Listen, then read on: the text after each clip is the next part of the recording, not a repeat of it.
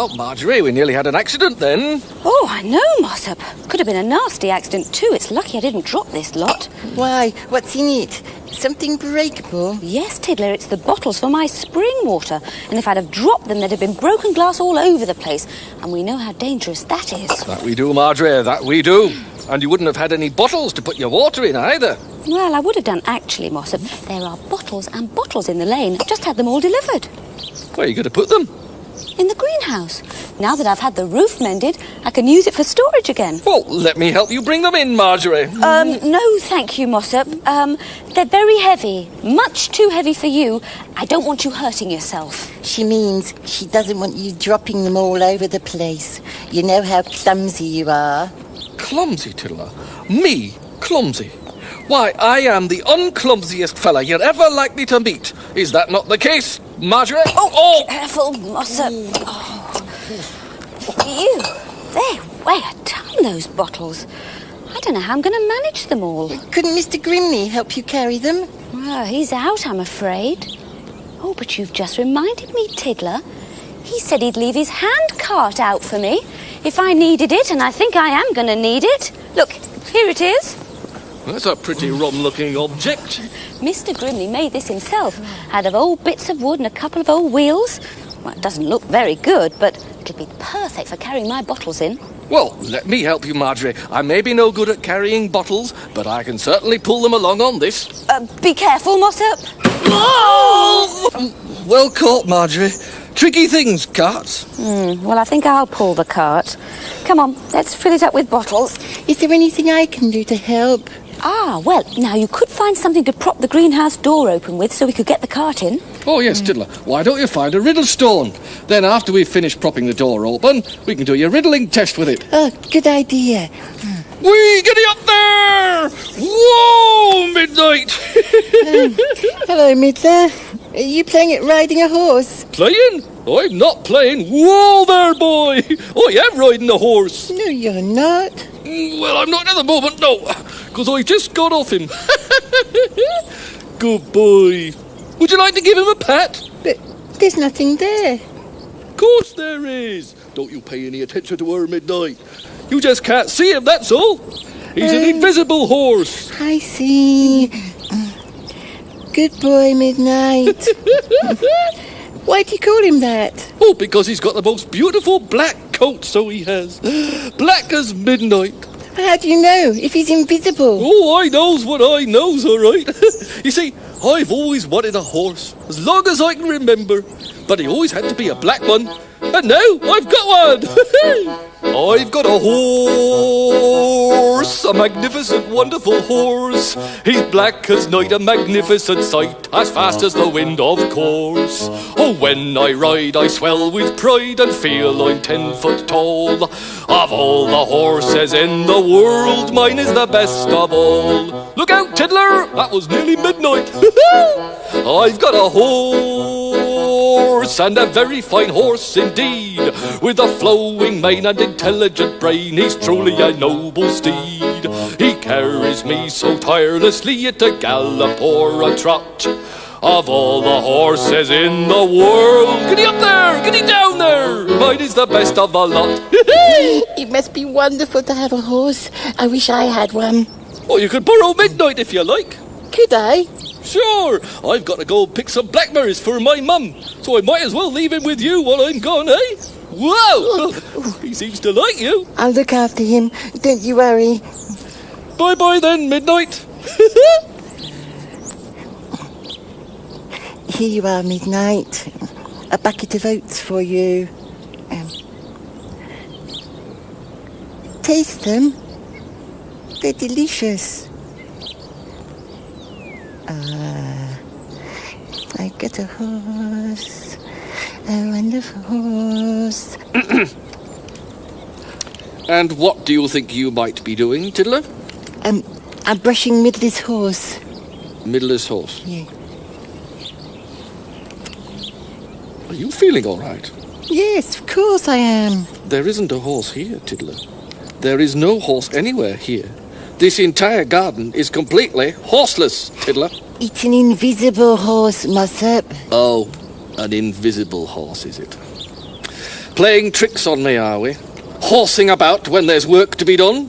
I thought you were going to be finding a riddle store to prop open Marjorie's door for her. Oh, I forgot. I'll go and look for one now. Forgot, eh? Invisible horses. I don't know what the tiddlers of today are coming to. That I don't. Marjorie, I found one. I'm ever so sorry. I forgot about propping the door open. Oh, that's all right, Tiddler. I managed all right. It's not like you to forget something. Are you busy doing something else? Pulling my leg, Marjorie. That's what she was busy doing. Pretending to mess about with an invisible horse. An invisible horse? I told Middler I'd look after it for him. Ah, it's his invisible horse, is it? And, does it have a name? He calls it Midnight because it's got such a lovely black coat. How splendid. Oh, I wish I could see it. What a pity it's invisible. Don't go encouraging her, Marjorie. She's bad enough as it is. Invisible horse, indeed.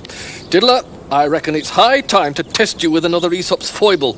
If you have to do a bit of thinking, it might knock that invisible horse nonsense out of your head. Well, how about if we had the foible in the house? I could do with a bit of a sit-down. Please yourself, Marjorie.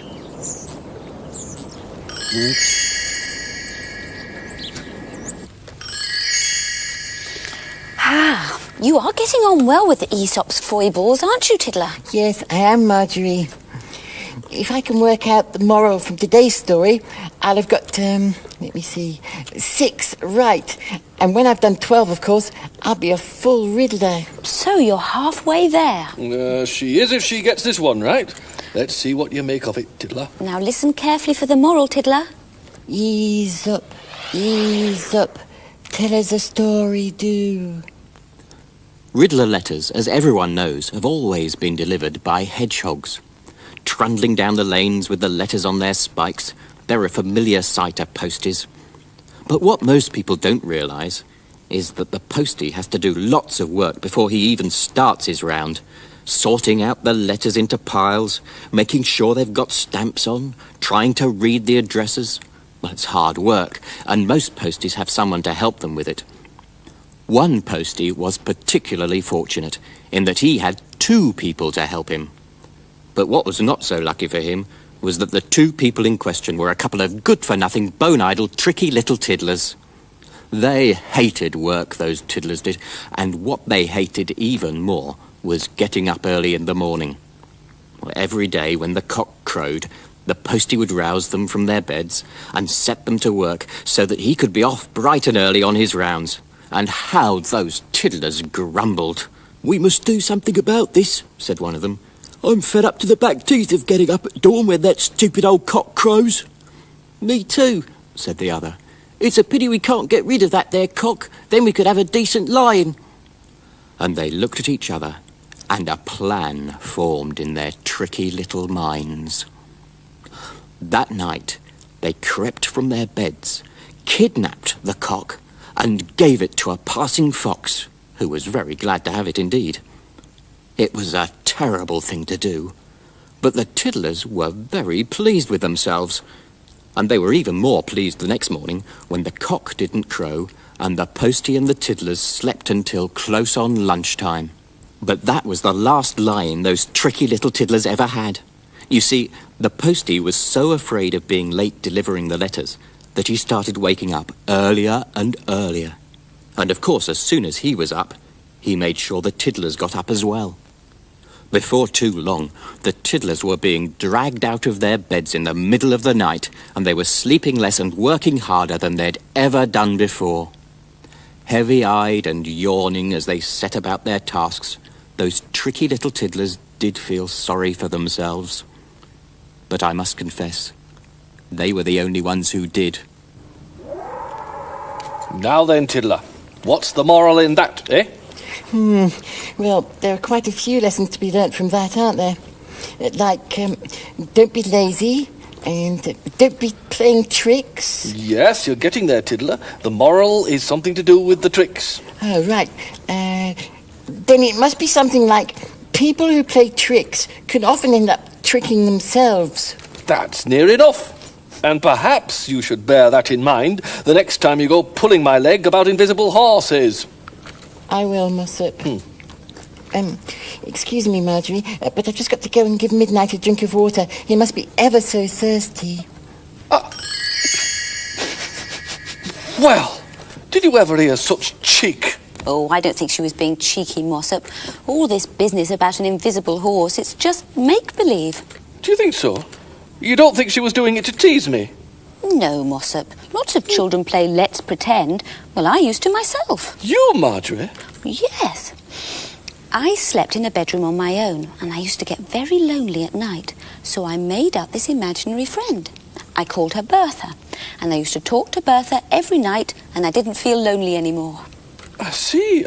And I suppose having an imaginary friend is no different from having an imaginary horse. Well, I couldn't go for a good gallop on Bertha. But seriously, Mossop, I think Midler always wanted a horse, and he couldn't have one. So now he's pretending that he's got one, and Tiddler is joining in the game. I hadn't thought of it like that. Well, perhaps I have been a bit hard on Tiddler. Well, if she's joining in the game, perhaps I ought to as well. There, boy. There's a good boy. That's it. Whoa, boy! Drink up, Midnight. Oh, you're back, are you, young Midler? I hope Tiddler's been looking after that there horse of yours properly. Whoa, dear, oh dearie me. What happened? He kicked me, he did. Ho, ho. Never stand behind a horse, even an invisible one, eh? Eh? You're just making fun of us, Mossop, aren't you? What, me? No, Tiddler. Just joining in the game. It's no game. It's real. Now, come, young Midler. A bit of make-believe is all well and good, but don't take it too far. I'm not taking anything too far. I really have got an invisible horse. Eh? All right then, Midler. Prove it, eh? Prove it. Get him to pull this cart. All right then. That's easy. Come on, Midnight. Back up. You can't help but admire him, can you? Keeping him up to the very last, the young rascal is. Right then, in you go. That's it. Now I'll just harness him up. Yeah, you do that, Midler. You can't pull the cart unless he's harnessed to it, can you?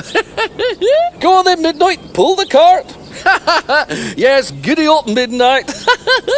What an imagination, eh? You're right, Mossop. A wonderful imagination he's got.